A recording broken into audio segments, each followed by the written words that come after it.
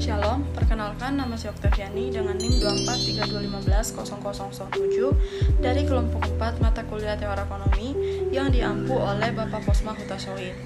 Nah, di kesempatan kali ini saya akan menjelaskan atau mempresentasikan tentang apa itu pasar dan struktur pasar. Nah, sebelum memahami lebih lanjut apa sih itu pasar dan struktur pasar itu bagaimana, kita harus mengetahui terlebih dahulu apa pengertian dari pasar itu tersendiri. Nah, pasar adalah tempat bertemunya penjual dan pembeli untuk melakukan transaksi jual beli barang atau jasa. Nah, dalam konsep ekonomi itu, pasar itu tidak selalu merujuk pada lokasi fisik. Contohnya tuh kayak pasar Keramat Jati, pasar Jatinegara, dan lain-lain. Tapi lebih kepada interaksi antara permintaan dan penawaran berlangsung yang mempengaruhi harga barang atau jasa yang ada di pasar tersebut. Terus, ada fungsi pasar itu tersendiri. Jadi pasar dalam pengertian tempat atau place itu tidak semata-mata secara fisik yang kayak pasar Keramat Jati tadi atau pasar Jatinegara, tapi negosiasi antara penjual dan pembeli memungkinkan dilakukan transaksi jarak jauh menggunakan telepon, internet, sejalan dengan perkembangan teknologi informasi dan komunikasi saat ini. Nah, ada 5 fungsi utama dari pasar. Yang pertama itu, pasar itu menentukan harga barang atau jasa. Terus, pasar mengorganisasikan produksi atau konsumsi. Terus, pasar mendistribusikan barang dan jasa. Terus, yang keempat itu, pasar melakukan penjatahan di pasar tersebut. Terus, pasar menyediakan barang dan jasa untuk masa yang akan datang atau masa depan. Nah, yang pertama itu akan membahas tentang permintaan. Jadi permintaan itu adalah jumlah barang atau jasa yang diinginkan oleh konsumen pada berbagai tingkat harga dalam periode tertentu. Nah, secara umum itu permintaan akan meningkat saat harga turun, dan sebaliknya itu permintaan akan menurun jika harga meningkat. Nah, hubungan ini tuh disebut dengan hukum permintaan. Terus ada beberapa faktor yang mempengaruhi permintaan. Yang pertama itu harga barang itu sendiri. Nah, jadi jika harga barang itu meningkat atau harga jasa meningkat, permintaan itu biasanya menurun. Tapi jika harga barang turun, maka permintaan akan meningkat atau bertambah banyak. Nah, terus faktor yang kedua itu pendapatan konsumen. Jadi semakin tinggi pendapatan, konsumen itu cenderung atau kayak konsumen itu cenderung akan membeli lebih banyak barang dan jasa tersebut. Nah, kemudian harga barang substitusi. Jika harga barang substitusi naik, maka permintaan untuk barang yang bersangkutan itu bisa meningkat. Terus faktor yang keempat itu adalah harga barang komplementer. Jadi jika harga barang komplementer turun, jadi permintaan untuk barang terkait itu bisa meningkat. Nah, terus yang kelima itu selera atau preferensi konsumen. Jadi perubahan selera atau tren pada masa tersebut akan mempengaruhi permintaan terhadap barang tertentu. Terus yang terakhir itu faktor permintaan itu ekspektasi konsumen terhadap harga di masa depan. Jadi kayak jika konsumen mengharapkan harga barang akan naik, maka cenderung itu konsumen itu kayak contohnya itu kita akan membeli barang tersebut di saat ini untuk masa depan. Terus ada kurva permintaan. Jadi kurva permintaan itu sendiri adalah grafik yang menunjukkan hubungan antara harga dan jumlah barang yang diminta. Jadi kurva permintaan itu biasanya memiliki kemiringan negatif. Artinya, semakin tinggi harga, maka semakin rendah jumlah permintaan. Sebaliknya itu semakin rendah harga, semakin tinggi jumlah permintaan di pasar. Terus, pembahasan yang kedua itu kita akan membahas tentang penawaran yang ada di pasar. Jadi penawaran itu adalah jumlah barang atau jasa yang ditawarkan oleh produsen kepada si konsumen pada berbagai tingkat harga dalam periode tertentu. Nah, penawaran itu memiliki hubungan positif dengan harga. Artinya itu semakin tinggi harga, maka semakin besar jumlah barang yang ditawarkan. Dan sebaliknya, semakin rendah harga, semakin sedikit jumlah barang yang ditawarkan. Nah, hubungan tersebut itu disebut dengan hukum permintaan. Terus ada faktor-faktor juga yang mempengaruhi penawaran.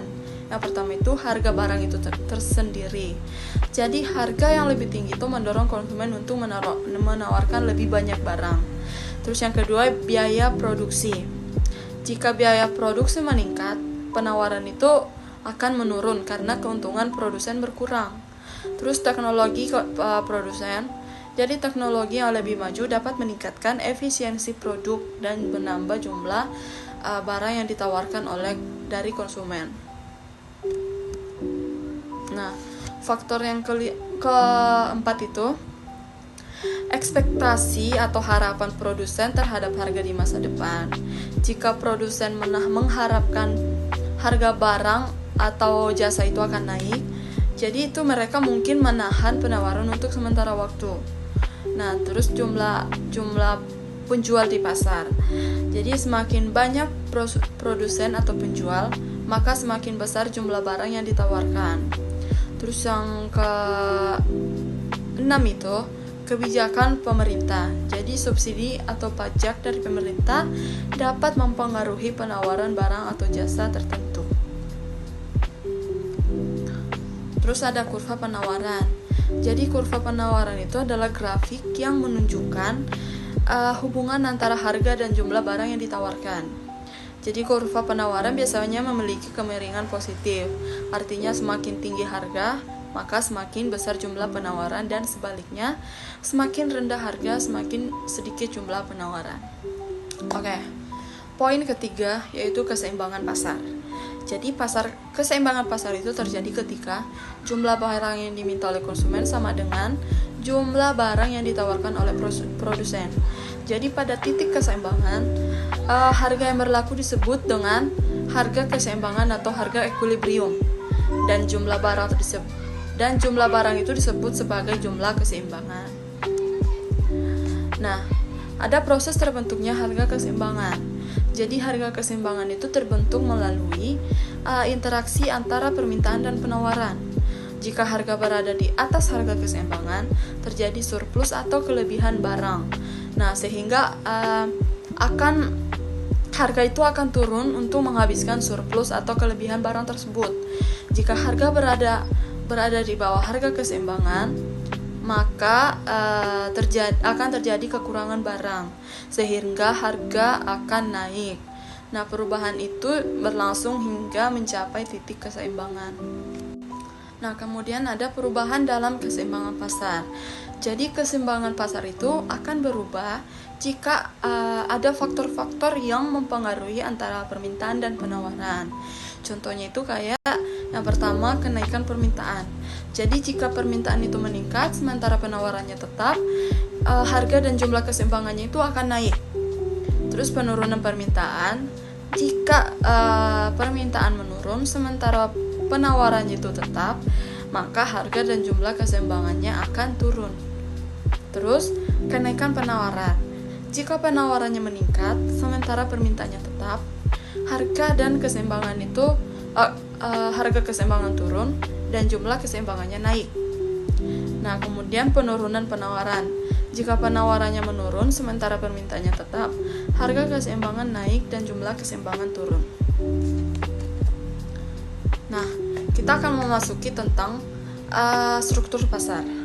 Jadi struktur pasar itu merujuk pada keadaan pasar berdasarkan jumlah penjual dan pembeli, jenis barang yang diperjualbelikan, serta kondisi persaingan di dalamnya. Nah, berdasarkan strukturnya itu pasar itu dibedakan menjadi 4. Nah, sebagai berikut. Yang pertama, pasar persaingan sempurna. Jadi pasar persaingan sempurna itu